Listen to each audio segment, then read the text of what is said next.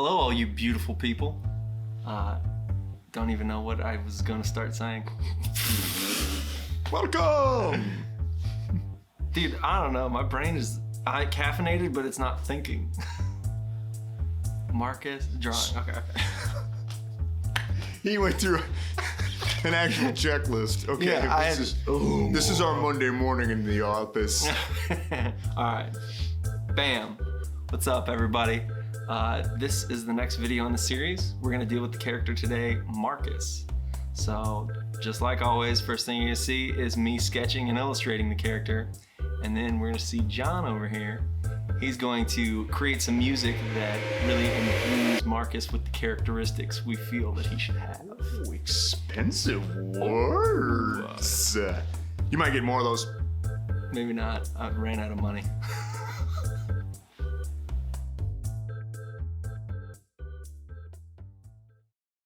Hey, you know what? We're back at it. I'm not gonna call you Mr. Kyle. Oh no, I said it anyways. See, yeah, that's calling me Mr. Kyle.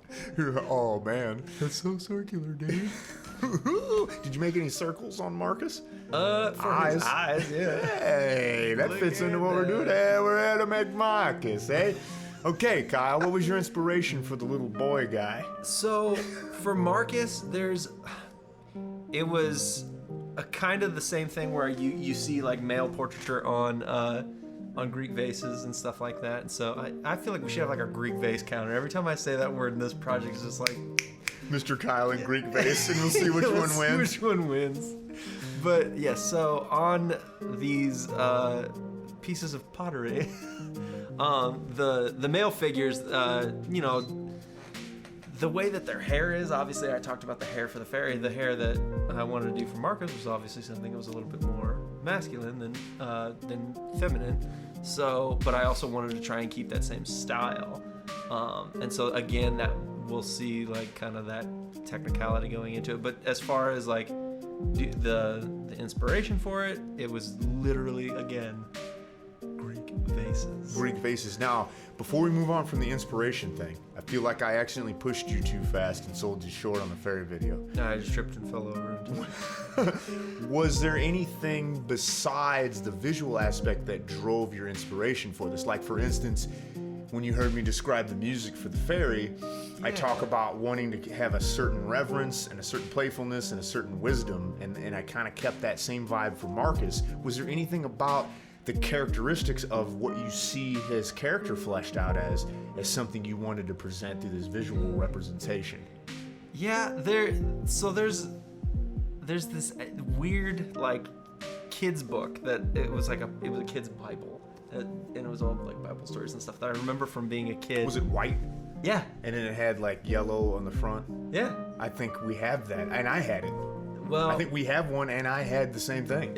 If it is, there's a specific, because it's not animated, it's illustrated. Yes, yeah. And there's one in there that's about this kid's, I think it was Samuel. Oh, sorry, I'm clapping and ruining your audio. And then I'm drawing attention to it vocally so that everyone knows I did it. Anyways, the story of him in that specifically, I just remember him having these characteristics of like being a kid, but also being somewhat required to be mature. You know what I mean? Yes, yep. And so like that's what, when we had talked about Marcus, that's just where my head kept pulling. And it's funny, I've not said this out loud yet because it was just in the back of my head, and then you asked me that so specifically, I realized it had been rattling around in a box back there. But Living in a cardboard box.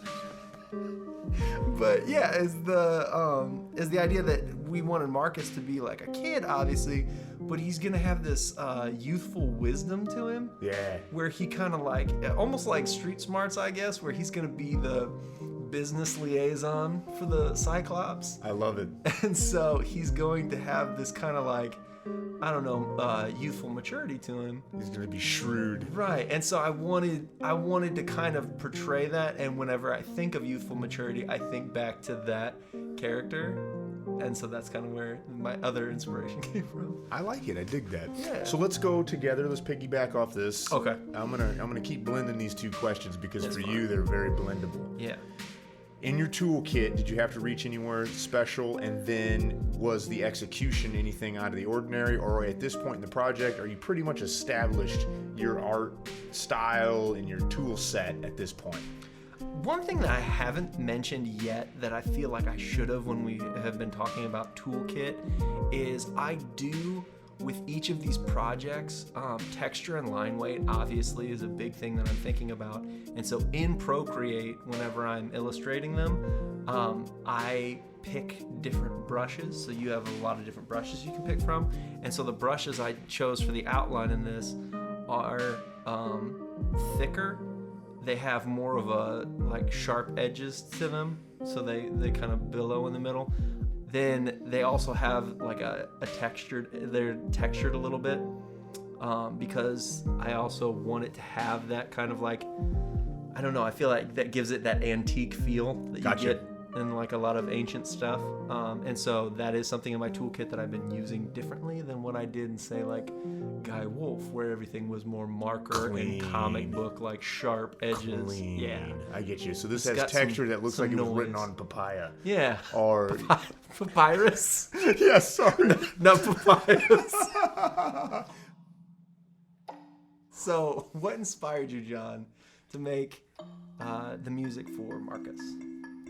What inspired me was the exact same things that inspired me with the Cyclops and the Fairy.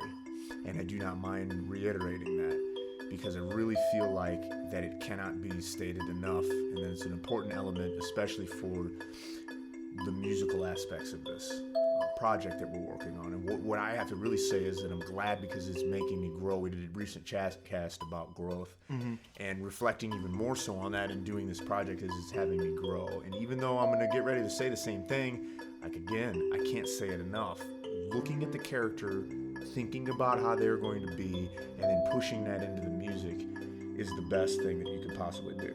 I wanted to create like a bouncy, like neat little thing to go with him, right? Where it's playful again, right, in the appropriate ways, and there's a harp in there. I wanted to keep a little bit of continuity and some of the same palette as what you heard with the fairy, because I imagine the fairy and the little boy being pretty strong allies in a lot of ways, and so I wanted to keep some of their choices and stuff the same.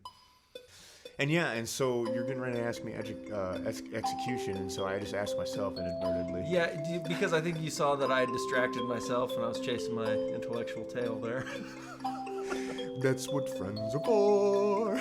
So, yeah, so the execution on this, again, same thing. I had to get a little bit spicy, technically, doing a little spoon. It took me a little bit to practice doing those little bouncy feelings and get that all down. But I mean, other than that, it was pretty straightforward and with what I normally do on these, and it wasn't too difficult to execute. And again, when these expand into actual things, hopefully one day, or if they don't or whatever, but I would grow and use it. And this music I don't see so much as just unique to the character, but unique to the scenes driven by that character, right? I can still see all the other characters there in this music, but like this is when Marcus is driving the interaction, and he's doing his chores, like you said, running from the market to explain to him that he got him there for the first time, even though he's a scary Cyclops. He managed to convince the Baron, or I don't know what they had back then, that he could be there, right? Right. Yeah. So, yeah, it's great.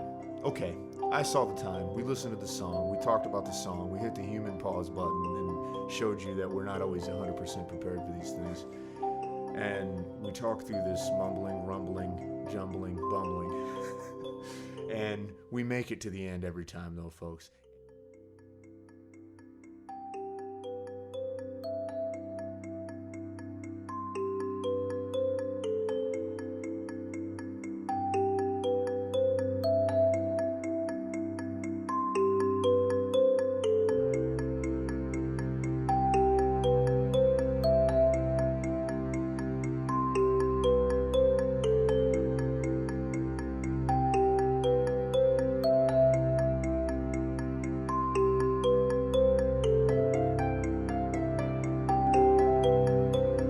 Dude, I like this.